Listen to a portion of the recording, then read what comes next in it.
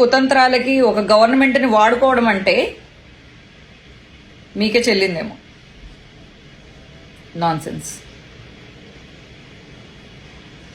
జగనన్న కోసం ఏ కేసులకైనా రెడీ, ఎక్కడికి తీసుకెళ్లి తన్నినా సరే నేను రెడీ, అండ్ ఎంత టార్చర్ చేస్తానన్నా నేను రెడీ.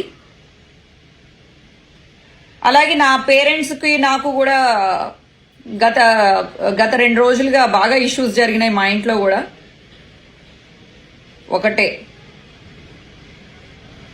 మీరు నాకు జన్మనిచ్చారని నాకు ఒక గౌరవం ఉంది, కానీ ఇంతమందికి జన్మనిస్తున్నాడు, పొద్దున్న లేగిస్తే ఇంతమందికి అన్నం పెట్టి ఇంతమందిని ఆదుకుంటున్న జగనన్న అంటే నా తల్లిదండ్రుల కన్నా కూడా జగనన్న ఎక్కువ ఇష్టం, జగనన్నే కావాలి. ఎంత దూరం అయినా, ఎన్ని ప్రాబ్లమ్స్ అయినా నేను ఫేస్ చేయడానికి రెడీగా ఉన్నాను. ఇదే నా స్టేట్మెంట్. అది నా పేరెంట్స్కి చెప్తున్నాను ఈ వీడియోలో, అలాగే నా మీద కేసులు పెట్టిన వాళ్ళకి చెప్తున్నాను, అలాగే మా ఆపోజిట్గా నా గురించి మాట్లాడుతున్న వాళ్ళు అదే ఏదో వీడియోల గురించి ఏదో పెద్ద పతివ్రత గింజలు, పత్తి గింజలన్నీ వచ్చి నా గురించి ఏవేవో మాట్లాడుతున్నాయి. ఒక 4 కామెంట్లు పెట్టి ఐటీడీపీ వాళ్ళు ఏదో ముచ్చట తీర్చుకున్నట్టున్నారు. ఒకటే చెప్తున్నా, ఎంత రివెంజ్ తీర్చుకుంటారో తీర్చుకోండి.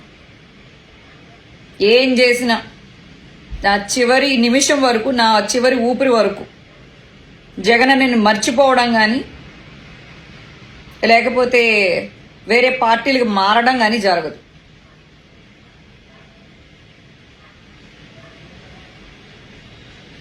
అసలు ఈ రాజకీయాలు ఎంత దరిద్రంగా ఉన్నాయంటే ఒక నీతి, ఒక ఇది ఏమీ లేదనమాట.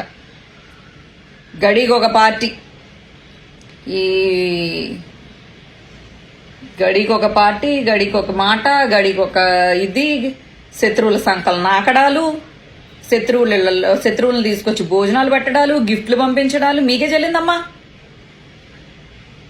ఆ దేవుణ్ణి అడ్డం పెట్టుకుని వ్యాపారం చేయడం తప్ప మీకు నిజంగా మీరు దేవుణ్ణి నమ్మల.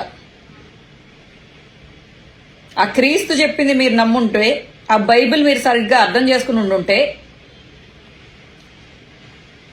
ఆ క్రీస్తు చెప్పినట్టు మీరు నడుచుకుంటుంటే మీకు మంచి జరిగేదేమో. ఎప్పుడైతే మీ దేవుణ్ణి కూడా మీ దేవుడు చెప్పిన వాక్యాలు కూడా మీరు నమ్మలేదు, మీరు దేవుడు చెప్పినట్టు నడుచుకోవట్లేదు అనంటే, ఆ దేవుడు అనేవాడు మీకు ఎలా, ఏ దారిలో మిమ్మల్ని తీసుకెళ్తే బుద్ధి వస్తుందో ఆ చెత్త దారిలో మిమ్మల్ని పడేస్తాడు. సొంత అన్నకి అన్యాయం చేసి, వేరే మొగుడికి, ఫస్ట్ భార్యకి అన్యాయం చేసి, ఫస్ట్ భార్య కూతురికి అన్యాయం చేసి జీవితంలో ఏం బాగుపడతారు? ఎంత ఆస్తుంటే మీకు ఆనందం వస్తుంది?